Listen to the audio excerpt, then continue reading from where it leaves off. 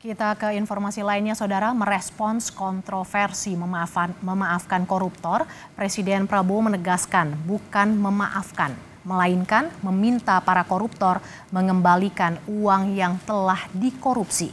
Sementara Menteri Hukum Supratman Andi Aktas menegaskan pemerintah tidak akan lagi melanjutkan wacana penerapan denda damai bagi koruptor.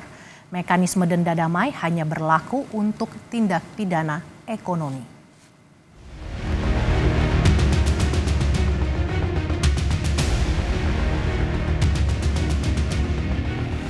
Kontroversi wacana memaafkan koruptor menjadi bola liar yang panas diperbincangkan di ruang publik. Presiden Prabowo pun menjawab kesimpang siuran ini dalam acara Natal Nasional 2024. Menurut Presiden, dirinya bukan memaafkan koruptor.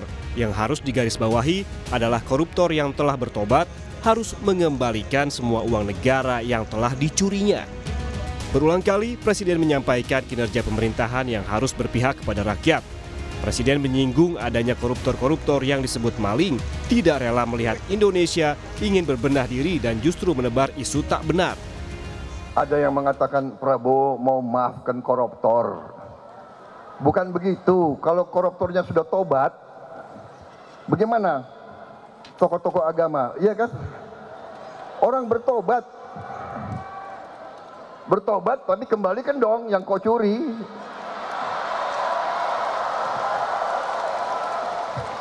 Enak aja. Udah nyolong, aku bertobat. Yang kau curi kau kembalikan. Bukan saya maafkan koruptor, tidak. Saya mau sadarkan mereka yang sudah terlanjur dulu berbuat dosa. Ya, bertobatlah, itu kan ajaran agama. Bertobatlah, kasihan rakyat, kembalikan uang itu. Sebelum kita cari hartamu kemana, kita akan cari. Sementara itu, Menteri Hukum Supratman Andi Aktas menegaskan pemerintah tidak akan lagi melanjutkan wacana penerapan denda damai bagi koruptor. Menko mengklarifikasi mekanisme denda damai hanya berlaku untuk tindak pidana ekonomi. Supratman mengaku hanya ingin menjelaskan perbandingan bahwa ada mekanisme penyelesaian perkara di luar pengadilan untuk tindak pidana yang menimbulkan kerugian perekonomian negara, seperti pengampunan pajak atau tax amnesty. Supratman menjelaskan denda damai bukanlah domain dari Presiden, melainkan kewenangan Jaksa Agung untuk pengampunan pidana ekonomi. Karena itu, denda damai tidak bisa diterapkan untuk mengampuni pelaku korupsi. Yang saya maksudkan itu adalah mengcompare, karena Undang-Undang Tindak Pidana Korupsi ataupun juga Undang-Undang Kejaksaan khusus kepada tindak pidana ekonomi, dua-duanya itu adalah tindak pidana yang merugikan keuangan negara. Ini bukan barang baru terkait dengan proses pengampunan, karena kita sudah pernah melakukan 2 kali tax amnesty. Kan negara memberi pengampunan. Kemudian di dalam Undang-Undang Cipta Kerja juga ada yang terkait namanya denda keterlanjuran untuk tindak pidana di bidang kehutanan. Itu hanya compare bahwa ada aturan yang mengatur, tetapi bukan berarti Presiden akan menempuh itu, sama sekali tidak.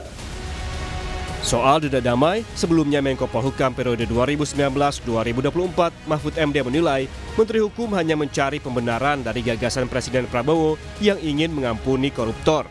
Mahfud menegaskan denda damai hanya untuk tindak pidana ekonomi, bukan untuk tindak pidana korupsi. Gagasan Pak Prabowo untuk kemungkinan memberi maaf kepada koruptor asal mengaku secara diam-diam dan mengembalikan kepada negara secara diam-diam. Itu kan salah. Undang-undang korupsi tidak membenarkan itu, hukum pidana tidak membenarkan itu. Lalu menterinya mencari dalil pembenar, itu kan ada di Undang-Undang Kejaksaan, denda damai. Denda damai itu hanya untuk tindak pidana ekonomi, sesuai dengan Undang-Undang tentang Bea Cukai, Undang-Undang Perpajakan, dan Undang-Undang Kepabeanan. Itu hanya untuk tindak pidana ekonomi. tertentu. Korupsi tidak masuk di situ. Seperti Presiden bilang, yang perlu diperhatikan saat ini adalah fokus besar yang memperjuangkan kepentingan rakyat dan menjalankan pemerintahan yang bersih.